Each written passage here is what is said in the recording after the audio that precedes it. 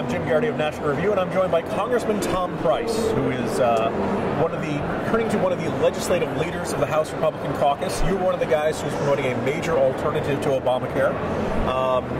One of the typical defenses of the Obamacare crowd is to say, well, sure, it hasn't worked out perfectly. Sure, lots of people are losing their plans, but you Republicans don't have any real serious alternatives or something. So, could you walk us through the alternative legislation you have proposed and where it is right now, and the odds on it ever coming to legislative fruition? The president's plan now has more people who've lost their insurance than gained their insurance. In 2009, 2010, when all this was rolling and the administration was running headlong into this disaster, what we did, I was chair of the Republican Study Committee at the time, and what we did is get together 20 or 25 people with healthcare backgrounds and interest to come up with the alternative. H.R. 2300 is that version this year. We call it the Empowering Patients First Act.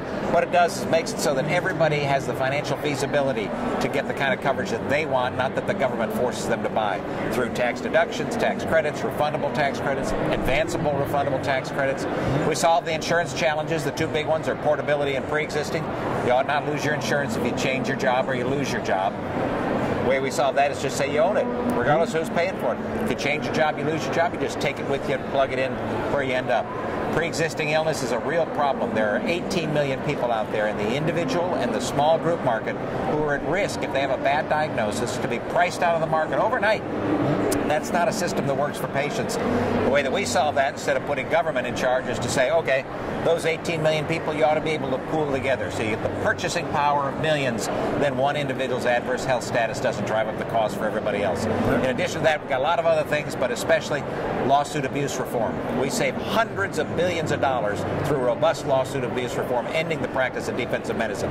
So you get folks covered, solve the insurance challenges, save hundreds of billions of dollars. You can do all of that without raising taxes or putting Washington in charge of a doggone thing.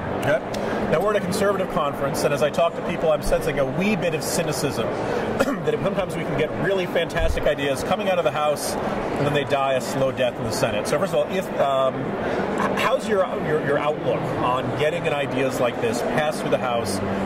Is it possible to get enough Democratic senators feeling their arms twisted, feeling enough pressure from the constituents to actually pass it and get it to Obama? And then at that point, it would just be forcing a veto. In other words, will any of these reforms come to fruition before January 2017? We might be able to get it as long as we can take the Senate in 14. Then we've got a great opportunity because the president knows his law doesn't work. If he thought it worked, he wouldn't have delayed 40 items within it. So it doesn't work.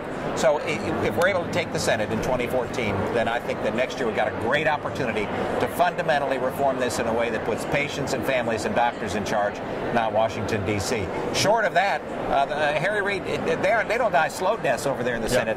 They're given the guillotine as soon as they arrive. The president recently introduced his budget. It's ending this long era of austerity we've had in recent years. Highest tax revenue of all time. Still wasn't enough to get it. It was $600 billion or so, the deficit last year. So the question will be, one, will it get any votes? I know the last couple of budgets have gotten 0 votes from Congress entirely. And you guys introduced an alternative budget. So besides spending less money, which I just kind of assume from a Republican budget, what are the key differences between those budgets, and how likely is it these Republican ideas can actually come to actual legislative fruition? Well, budgets are all about priorities. And the president's priority is to grow government, to increase regulation, increase taxes, increase spending, and based upon his budget that he presented this week, he's not interested in solving any of the challenges that we face. Medicare, Medicaid, Social Security, all of those programs going broke. Not because Tom Price says so, but because the actuaries of those programs say so. Does the president address those in a way to save them? No. So what we do in our budget is to say we've got to address the fundamental challenges that we have. We put forward a plan to save and strengthen and secure Medicare. We put forward a plan to save and strengthen Medicaid. We've got ideas about how to solve the challenges in the Social Security arena so that seniors who've been promised their Social Security benefits will be able to have them as we move forward into the next generation. So there are wonderful ways to solve these, but you got to solve them. You got to address the challenges. You can't just stick your head in the sand, which is what this president likes to do.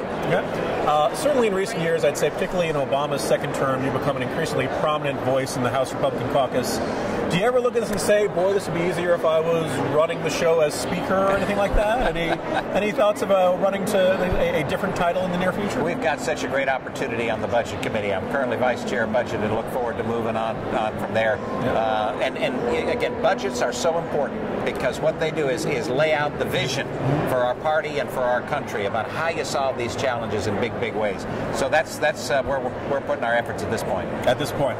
Okay. Well, whether or not you ever become speaker, you'll always be listened to as a speaker. Well, thanks. Congressman Price, thanks very much for joining us. Thank you. Take care.